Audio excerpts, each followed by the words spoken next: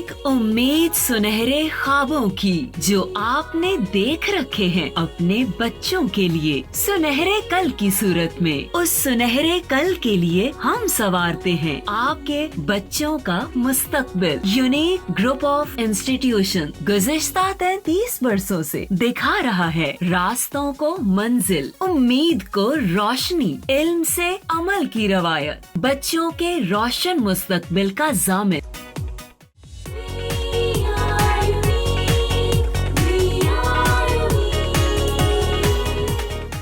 बिस्मिल्लाहिर्रहमानिर्रहीम। अस्सलाम वालेकुम प्यारे बच्चों, कैसे हैं आप लोग। प्रीवियस लेसन में हमने चैप्टर 5 सेल साइकिल स्टार्ट कर दिया था, जिसमें फ़र्स्ट टॉपिक हमने पढ़ लिया था सेल साइकिल का। तो मुझे उम्मीद है आपने पढ़ा होगा। थोड़ा सा रिकॉल करते हैं। What was cell cycle. Cell cycle क्या होता है? सेल एक मुसलसल इवेंट्स में से गुजरता है, और जैसे ही एक सेल पैदा होता है, नया सेल बनता है, तो वो एक सीरीज़ ऑफ इवेंट्स में से गुजरता है और अपने आप को फिर से रिप्रोड्यूस करके नए सेल्स बना लेता है।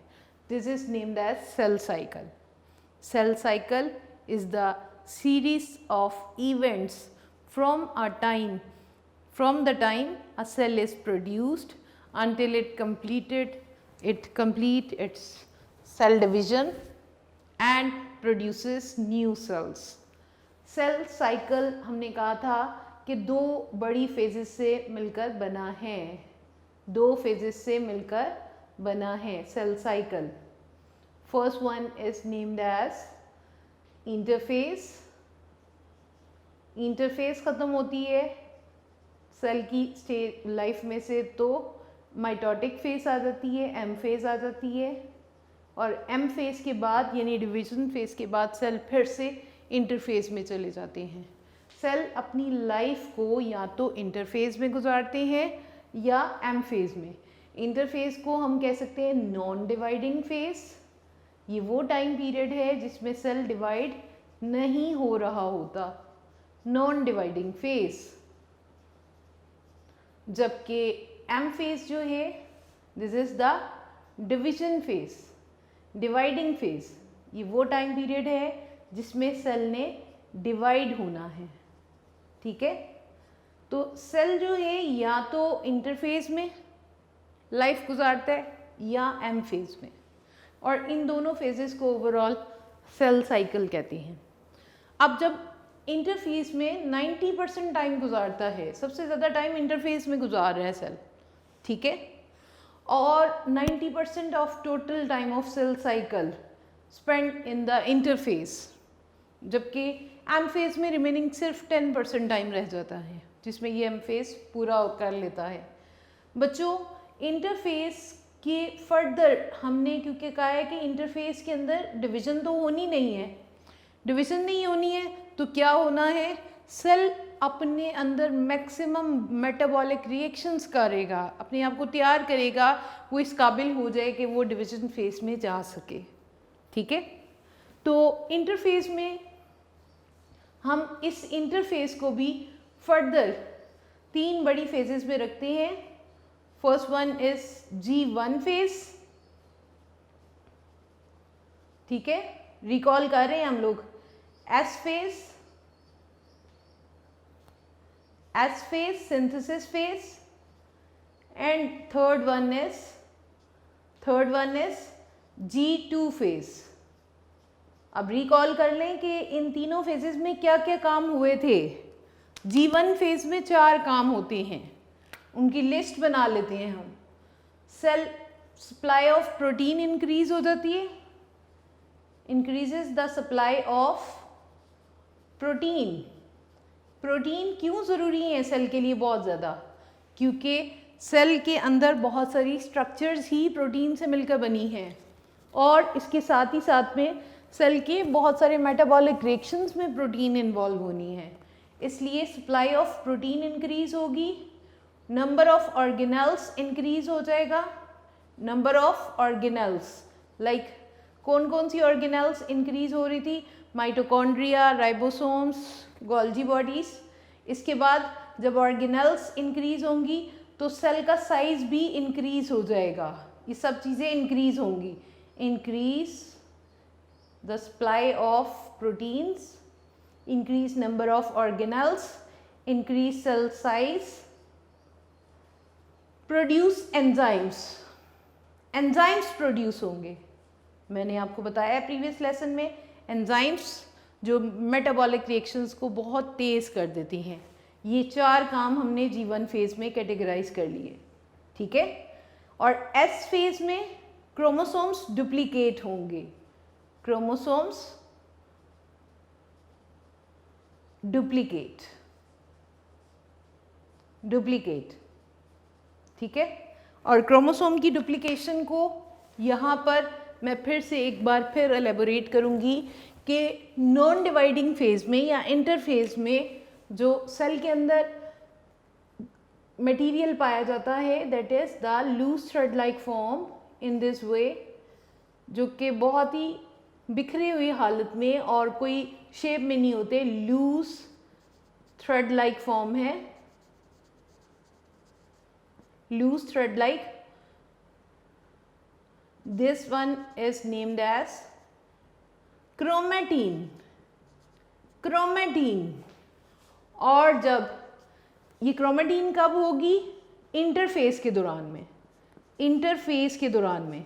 बच्चों ये कॉन्सेप्ट्स प्लीज़ अच्छे वाले क्लियर कर लेंगे तो आगे सेल डिवीजन बड़ी आसान हो जाएगी आपके लिए।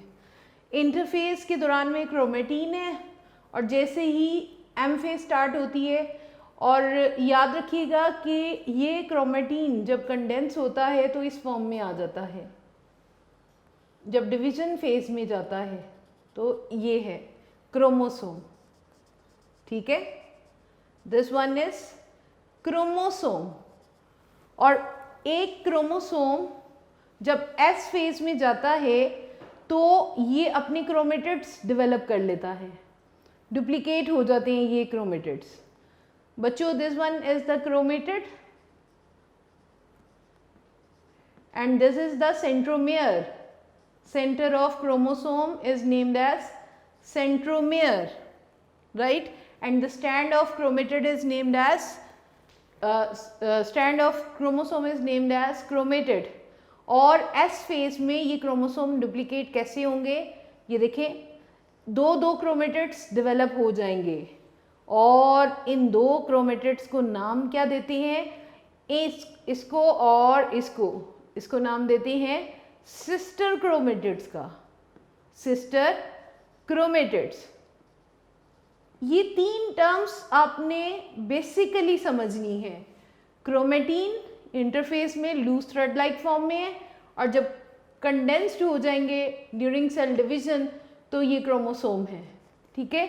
और एस फेज में ये क्रोमोसोम डुप्लीकेट होते हैं, इंटरफेस की एस फेज में। एक क्रोमोसोम सेंटर में सेंट्रोमेयर रखता है और साइड पे जो स्ट्रैंड्स हैं डीएनए जिसके अंदर पाया जाता है दैट इज क्रोमेटिड्स। और जब ये एस फेज में ये क्रोमेटिड्स डुप्लीकेट होते हैं, 2 क्रोमेटिड्स बनते हैं, they are named as sister chromatids. और एस फेज में क्रोमोसोम डुप्लीकेट होते हैं यानी 2 सिस्टर क्रोमेटिड्स बन जाते हैं। और G2 फेज में भी प्रोटीन्स का काम होता है, प्रोटीन्स सिंथेसिस होती हैं कुछ खास किस्म की। वो प्रोटीन्स वैसे तो आपने देखे G1 फेज में भी प्रोटीन सप्लाई इंक्रीज हुई है, यहाँ पर G2 फेज के साथ कुछ खास प्रोटीन्स सिंथेसिस इन्वॉल्व हैं। वो प्रोटीन्स जो आगे स्पिंडल फाइबर्स बनाने में यूज़ होंगी। सेल में भी डिफरेंट टाइप्स की प्रोटीन्स पाई जाती हैं और यहाँ पर G2 फेज में एक ख़ास प्रोटीन जो स्पिंडल फाइबर बनाने में इन्वॉल्व होगी वो यहाँ पर तैयार होगी। और बच्चों G1 फेज के बाद sometime sales undergo G0 phase.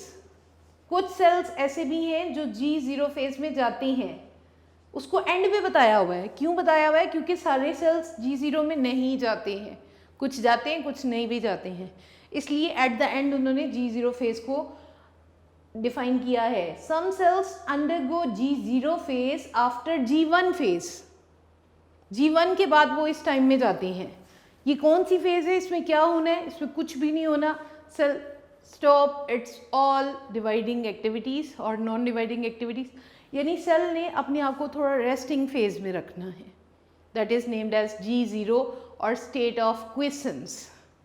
ठीक है, और यहाँ पे हमारी बुक में 3 एग्जाम्पल्स भी हमने पढ़ ली थी प्रीवियस, कि जी न्यूरॉन सेल्स जो हैं वो मुकम्मल तौर पे रहते ही G0 फेज में हैं इंडेफिनिट पीरियड के लिए। Cells of liver and kidney जो कि थोड़े से टाइम के लिए, और जो एपिथेलियल सेल्स हैं वो सेल डिवीजन करते रहती हैं, वो G0 फेज में जाते ही नहीं हैं।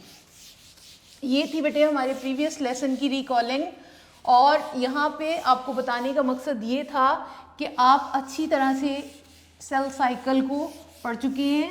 सेल साइकिल जो है एक सीक्वेंस के साथ होने वाला प्रोसेस है। जब सेल इंटरफेज में से गुजर जाता है तो डिवीज़न फेज में आ जाता है। यहाँ पर हम 2 तरह की सेल डिविजन्स पढ़ने वाले हैं।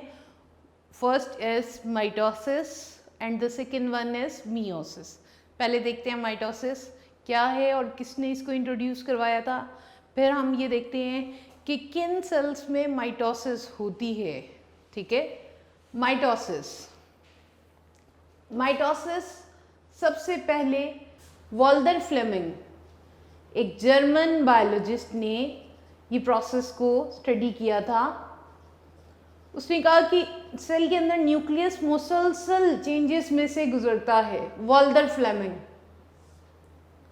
इन 1880s में माइटोसिस उसने स्टडी की थी और डिफाइन किया माइटोसिस को। Mitosis is the type of cell division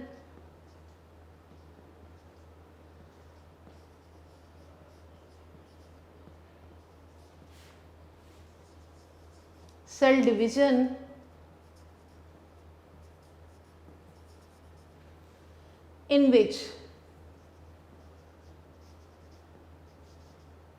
a parent cell is divided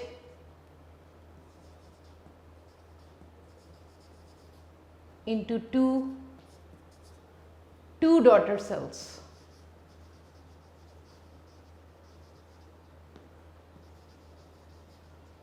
With the same number of chromosomes, each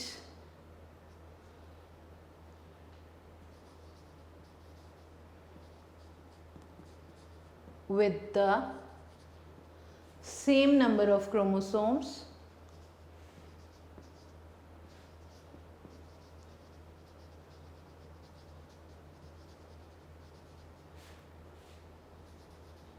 as in parent cells. इस डेफिनेशन के या माइटोसिस को जो डिफाइन किया जा रहा है 2 हिस्से हैं। This is the parent cell having nucleus and other organelles. बच्चों यहाँ पे हम सेल डिवीजन में ज़्यादा सेल को और न्यूक्लियस को और चंद एक स्ट्रक्चर्स को ही हाईलाइट करेंगे। ठीक है, पूरे का पूरा सेल नहीं करेंगे। If this is the parent cell having this set of chromosome, ठीक है, इस तरह से क्रोमोसोम्स पाए जा रहे हैं, तो जब ये इसको हम कहेंगे पेरेंट सेल। हर वो सेल जो डिवाइड हो रहा होगा that will be named as parent cell. और जब ये डिवाइड हो जाएगा 2 सेल्स में, ये खुद को डिवाइड करके 2 सेल्स बना देगा, तो these are named as daughter cells, 2 daughter cells। daughter cells के अंदर इसका एक और कैरेक्टर है कि इन 2 सेल्स के नंबर ऑफ क्रोमोसोम्स उतने ही होंगे जितने के पेरेंट सेल में हैं। बच्चों एक बात याद रखिएगा, हर ऑर्गेनिजम्स के सेल्स के अंदर नेचर ने नंबर ऑफ क्रोमोसोम्स एक ख़ास तादाद में रखे हैं। आपको पता है इंसान के ह्यूमन सेल्स के अंदर एक सेल में कितने क्रोमोसोम पाए जाते हैं? 46 क्रोमोसोम्स आर देयर। और इसको हम क्योंकि ये क्रोमोसोम्स पेयर की फॉर्म में होते हैं, अगर पेयर्स की बात करेंगे तो 23 पेयर्स। और हर ऑर्गेनिज्म का ये सेल के अंदर क्रोमोसोम्स की तादाद दूसरे से डिफरेंट होती है। अब एक बात याद रखिएगा कि एक पेरेंट सेल डिवाइड होकर 2 डॉटर सेल्स बना रहा है। ये डेफिनेशन का पहला स्टेप है। एक parent cell, 1 parent cell divides to give rise 2 daughter cells. और दूसरी बात ये, इसी डेफिनेशन का दूसरा हिस्सा है, each with the same number of chromosomes as in parent cells। Parent cells में जितनी तादाद है उतनी ही क्रोमोसोम्स की तादाद डॉटर सेल्स में भी होनी चाहिए, होगी, होती है, ठीक है। और ये डेफिनेशन के 2 हिस्से हैं। किसने इंट्रोड्यूस करवाया है? जर्मन बायोलॉजिस्ट वॉल्टर फ्लेमिंग ने इन 1880s में इसको इंट्रोड्यूस करवाया था। उसने कहा था ये बज़ाहिर तो एक सेल डिवाइड होकर 2 सेल बना रहा है और उसमें क्रोमोसोम्स की तादाद एक जैसी है। ये एक बहुत ही कॉम्प्लेक्स प्रोसेस है, ठीक है, बहुत एक स्टेप बाय स्टेप होने वाला प्रोसेस है। पहले तो सेल इंटरफेज में लाइफ गुजारता है, सेल अपने आप को तैयार करता है, G1 फेज़ में, S फेज़ में, G2 फेज़ में अपने अंदर सारी चेंजेस ले आया। अब वो देखते हैं कि माइटोसिस में सेल डिवीजन में कैसे डिवाइड होता है, ठीक है।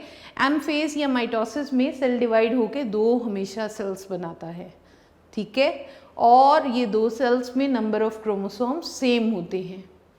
बच्चों, mitosis occur in eukaryotic sales, not in the prokaryotic cells. Mitosis occurs in eukaryotic cells. Eukaryotic cells पता है ना हमें, यूकैरियोटिक सेल्स में होती है। Does not occur while does not occur in prokaryotic cells। Prokaryotic cells में नहीं होती है। उसकी क्या वजह है, क्यों नहीं होती है? आपका आंसर होगा क्योंकि हम पढ़ चुके हैं कि eukaryotic cells have membrane bounded nucleus while prokaryotic cells do not contain a membrane bounded nucleus। ठीक है, एक तो मेम्ब्रेन बाउंडेड न्यूक्लियस नहीं है, ठीक है, और दूसरी बात ये कि प्रोकैरियोटिक सेल्स के अंदर ही स्पिंडल फाइबर्स भी नहीं बन पाते हैं। स्पिंडल फाइबर्स हमने G2 फेज में बात की थी कि अगर वो प्रोटीन्स ही तैयार ना हो जो स्पिंडल फाइबर बना रहे होते हैं तो सेल डिवीजन या माइटोसिस नहीं करने के काबिल रहता। तो प्रोकैरियोटिक सेल्स में स्पिंडल फाइबर्स नहीं बनते हैं, मेम्ब्रेन बाउंडेड न्यूक्लियस नहीं होता है, इसलिए वो माइटोसिस करने के काबिल नहीं होते हैं। ठीक है, सेल डिवीजन के लिए, माइटोसिस के लिए न्यूक्लियस का होना बहुत ज़रूरी है। ठीक है, और दूसरी बात ये कि अगर ये prokaryotes does not have mitosis in their cells तो वो क्या करते हैं, वो एक सिंपल डिवीजन के ज़रिए से, एक ऐसी डिवीजन जिसके अंदर न्यूक्लियस ही इन्वॉल्व ना हो सके बल्कि रिमेनिंग सेल ही उसको डिवाइड कर दे, तो उस सेल डिवीजन को नाम दिया है बाइनरी फिशन का, बाइनरी फिशन का। तो prokaryotic cells do not have mitosis. हम कह रहे हैं mitosis occur in eukaryotic cells while does not occur in prokaryotic cells. इसका आपने सवाल भी लिखना है, why mitosis does not occur in prokaryotic cells. बच्चों, हमारी बुक के 89 पेज के ऊपर 2 साइड बॉक्स बने हैं और दूसरा जो साइड बॉक्स है, नीचे वाला जो साइड बॉक्स है, उसके ऊपर लिखेंगे, आपने लिखना है why mitosis does not occur in prokaryotic cells. Mitosis does not occur in prokaryotic cells because these cells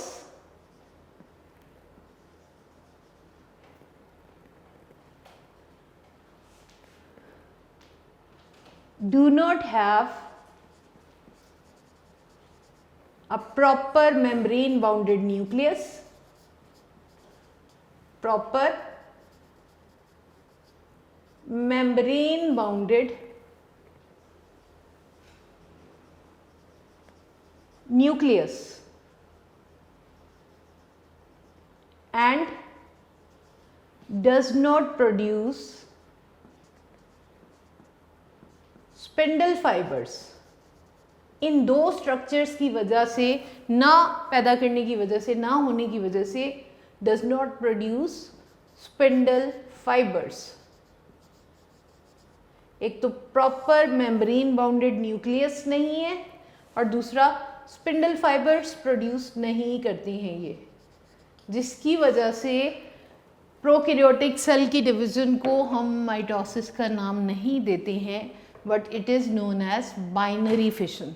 binary fission, binary two fission division को कहते हैं. बाइनरी फिशन मीन्स कि जितना भी सेल कंटेंट्स है वो डीएनए की हेल्प से ही डिवाइड हो जाते हैं, because these prokaryotic cells contain DNA और डीएनए ही उनकी डिवीजन को कंट्रोल कर लेता है और सिंपली डिवाइड कर देता है दो में. ठीक है, that is named as binary fission. अब हमने ये बात कह दी है कि यूकैरियोटिक सेल्स में होती है, प्रोकैरियोटिक सेल्स में नहीं होती है.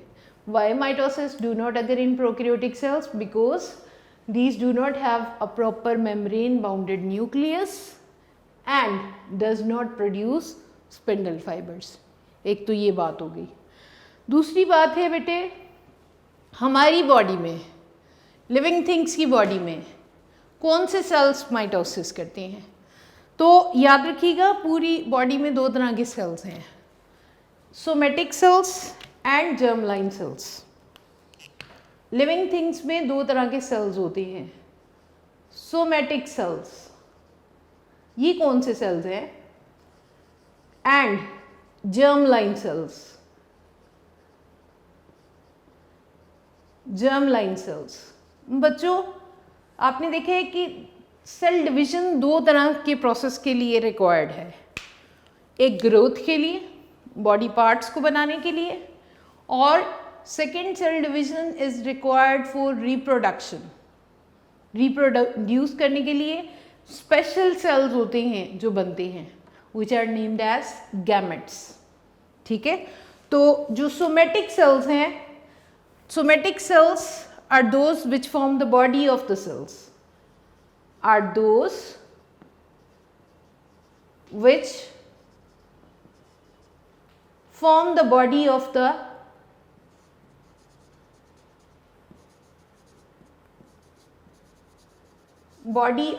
organisms. यानी कि अगर कोई कट लग गया है, कोई जख्म आ गया है, तो वहाँ पे हीलिंग प्रोसेस के लिए जो भी सेल डिवीजन होगी, जो भी सेल्स नए बनाने के लिए इन्वॉल्व होंगे, they are named as somatic cells, क्योंकि ये बॉडी सेल्स को बनाएंगे, those which form the body of organisms. जबकि germline cells give rise the gametes, ये वो हैं जिन्होंने गैमेट्स प्रोड्यूस करने हैं. गिव राइज द या produce the gametes.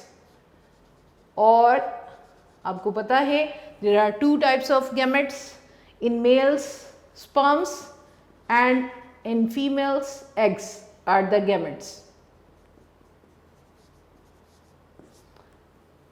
Germline cells give rise the gametes, while somatic cells are those which form the body of organism. आप इनको simply ये भी कह सकते हो, ये वो सेल्स हैं जो बॉडी की ग्रोथ में हिस्सा लेते हैं, और ये वो सेल्स हैं जो बॉडी को या एक नया ऑर्गेनिज्म प्रोड्यूस करने में इन्वॉल्व होते हैं. They are named as germline cells. And somatic cells undergo mitosis. ये सेल्स वो होते हैं, ये जब भी डिवाइड होंगे माइटोसिस के ज़रिए से, माइटोसिस के प्रोसेस से डिवाइड होंगे. ठीक है, और माइटोसिस की डेफिनेशन अब हमारे पास है कि एक सेल दो में डिवाइड होगा, और एक से दो जब भी सेल्स बनेंगे उनके अंदर नंबर ऑफ क्रोमोसोम्स जो होगा वो सेम होगा. are those which form the body of organisms and they undergo mitosis. They divide by mitosis. They divide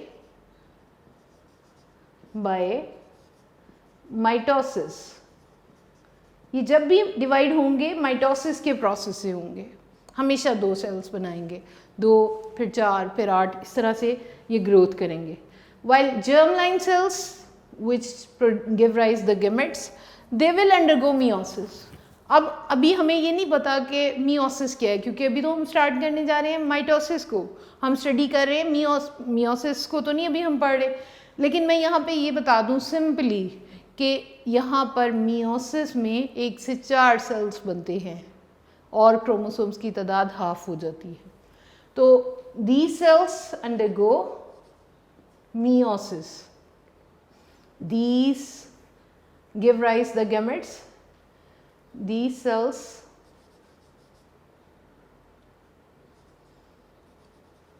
undergo meiosis. ये meiosis के ज़रिए से पैदा होते हैं, जहाँ पे सोमेटिक सेल्स डिवाइड होते हैं, प्रोड्यूस होते हैं by the process of mitosis. वहीं पे germ line cells which give rise the gametes, sperms and eggs, और ये सेल्स प्रोड्यूस होते हैं by the process of meiosis. ठीक है जी, एक तो हमने ये बात देख ली कि आज के mitosis occurs only in eukaryotic sales, prokaryotes में नहीं होगी। क्यों नहीं होगी? क्योंकि उनमें न्यूक्लियस नहीं है, उनमें स्पिंडल फाइबर्स नहीं बनते हैं। फिर हम बात कर रहे हैं कि बॉडी के कौन से सेल्स, हमने ये पढ़ा है कि एक ह्यूमन बॉडी जो है मिलियन ट्रिलियन सेल से मिलकर बनी है। तो उन मिलियन ट्रिलियन सेल्स को हम 2 बड़ी कैटेगरीज में रख सकते हैं। First one somatic cells and second one germ line sales.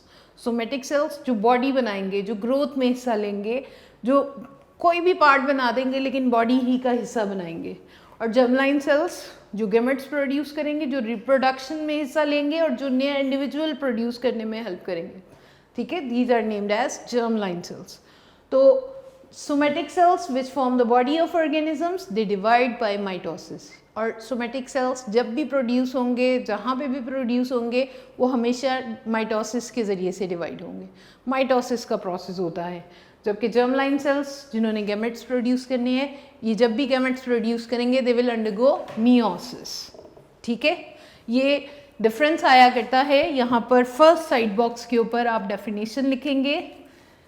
बच्चों, एक डेफिनेशन आपने आज पढ़ी है माइटोसिस की, हमारी बुक में फर्स्ट पैराग्राफ में गिवन है। किसने इंट्रोड्यूस करवाया है? German biologist Walther Flemming in 1880s। ठीक है, और mitosis is the type of cell division in which a parent cell is divided into 2 daughter cells each with the same number of chromosomes as in parent cell. फिर उसके बाद why mitosis do not occur in prokaryotic cells. Prokaryotic cells में नहीं हो रही है, उसकी वजह हमने देख ली। और उसके बाद इसके लिए शॉर्ट मार्क किया।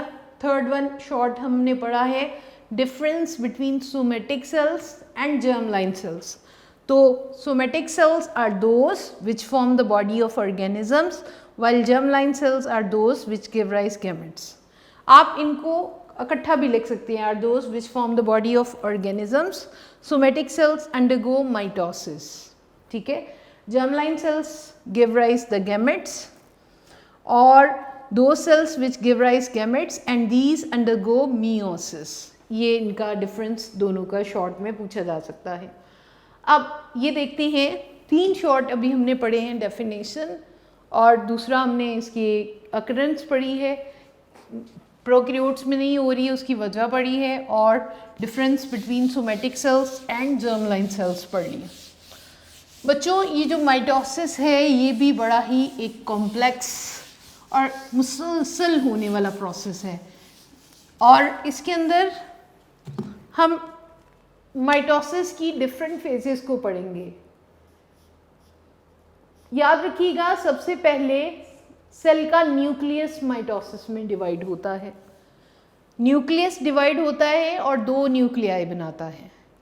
इसके बाद जो रिमेनिंग कंटेंट्स हैं, इट मींस जो न्यूक्लियस के बाहर साइटोप्लाज्म है, साइटोप्लाज्म में जितनी भी ऑर्गेनेल्स हैं, जब साइटोप्लाज्म डिवाइड होता है तो वो सारी ऑर्गेनेल्स भी डिवाइड हो जाती हैं। हम माइटोसिस को 2 बड़ी फेजेस में स्टडी करेंगे। 2 phases are there. 2 phases are there of mitosis. First one is named as karyokinesis. Kinesis. अब कैरियोकाइनेसिस का मतलब क्या है? कैरियो वर्ड यूज़ होता है न्यूक्लियस के लिए और काइनेसिस वर्ड यूज़ होता है डिवीजन के लिए। यानी कि इस फेज में न्यूक्लियस डिवाइड होता है दो में और दूसरी फेज है साइटोकाइनेसिस। साइटोकाइनेसिस क्या है? इसमें साइटोप्लाज्म डिवाइड होगा, सेल का जितना भी साइटोप्लाज्म है वो डिवाइड हो जाएगा और सेल डिवाइड हो जाएगा कंप्लीटली इनटू टू। जब भी सेल डिवाइड होता है तो सबसे पहले उसके न्यूक्लियस डिवाइड होके दो बन जाएंगे, न्यूक्लियाई दो बन जाएंगे और उसके बाद रिमेनिंग साइटोप्लाज्म डिवाइड हो जाएगा। सिंपली माइटोसिस के प्रोसेस को हम दो बड़ी फेजेस में रख रहे हैं। कैरियोकाइनेसिस क्या है? Nucleus division. Nucleus divides into two nuclei. ठीक है जी, ये हो गई डेफिनेशन कैरियोकाइनेसिस की। Cytokinesis is the division of cytoplasm, is the division of cytoplasm. बहुत अच्छी तरह से बच्चों आज ये टर्म्स याद करनी है। हमने माइटोसिस पढ़ा है, हमने प्रोकैरियोट्स में माइटोसिस ना होने की वजह पढ़ी है, हमने ये पढ़ा है कि जर्म लाइन सेल्स में माइटोसिस होती है जबकि सोमैटिक सेल्स में माइटोसिस होती है, जबकि जर्म लाइन सेल्स में मियोसिस होती है। अब कैरियोकाइनेसिस की फर्दर 4 फेजेस हैं जिसमें न्यूक्लियस डिवाइड होता है। बच्चों इसकी 4 फेजेस हैं कैरियो की। न्यूक्लियस 4 मरहलों में डिवाइड होगा। First one is named as prophase. Prophase nucleus की फर्दर 4 फेजेस होती हैं। माइटोसिस की कितनी फेजेस थी? 2 थी। माइटोसिस की अपनी 2 फेजेस हैं, यानी न्यूक्लियस की डिवीजन कैरियोकाइनेसिस एंड साइटोप्लाज्म की डिवीजन साइटोकाइनेसिस। अब कैरियोकाइनेसिस जो है ये फर्दर 4 फेजेस रखता है, फर्दर 4 फेजेस रखता है। That means prophase, metaphase. ये भी तरतीब से ही होने वाला प्रोसेस है, highly sequential process. Sequential process mean occur in the sequence, in an order. Metaphase के बाद anaphase and telophase. Prophase, metaphase, anaphase and telophase, ये दोनों बातें एमसीक्यूज में पूछी गई हैं।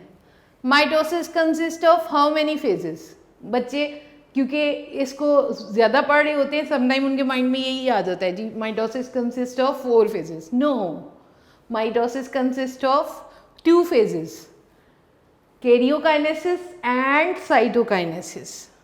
ठीक है बच्चों, जबकि कैरियोकाइनेसिस की 4 फेजेस यानी न्यूक्लियस 4 मरहलों में अपनी डिवीजन को मुकम्मल करेगा। First one prophase, second one metaphase, third one anaphase and fourth one telophase. आज के लेसन में हमने ये 3 अहम बातें पढ़ ली हैं। What is mitosis, why mitosis does not occur in prokaryotic sales, what is the difference between somatic cells and germline cells. Then mitosis complete in 2 phases. First one karyokinesis. Karyo means nucleus divide into 2 nuclei. While cytoplasm क्या हो, cytokinesis क्या होता है? Cytokinesis is the division of cytoplasm. Karyokinesis की further 4 phases आपने याद रखनी है। कैरियोकाइनेसिस या nucleus division complete in 4 phases, prophase, metaphase, anaphase and telophase. Right बेटे, ये आज आपने अच्छी तरह से याद करना है। और बच्चों आप लोगों से रिक्वेस्ट ये है कि इस चैप्टर को जितना आपको पढ़ाया जा रहा है उस सारे को कम्प्लीटली सुनो। किसी एक लेक्चर को भी अगर आपने स्किप कर दिया तो रिमेनिंग जितना भी आप पढ़ोगे आपको कुछ समझ नहीं आनी है। लिहाजा इसको देखिए सेल साइकिल के साथ मैंने रिलेट किया है माइटोसिस को। आगे हम जब इनकी नेक्स्ट फेजेस पढ़ेंगे तो वो भी हमारे आज के लेसन से रिलेट करेंगी, ठीक है ना। तो आप लोगों ने साथ साथ याद करना है, साथ साथ मार्क करना है और लेसन को सुनना बहुत ध्यान से। अगर एक भी स्टेप आपका मिस हो गया, एक लेक्चर भी मिस हो गया तो आपको फिर कुछ समझ नहीं आएगी, इसलिए बहुत ध्यान से इस चैप्टर को समझना है। Right, thank you so much.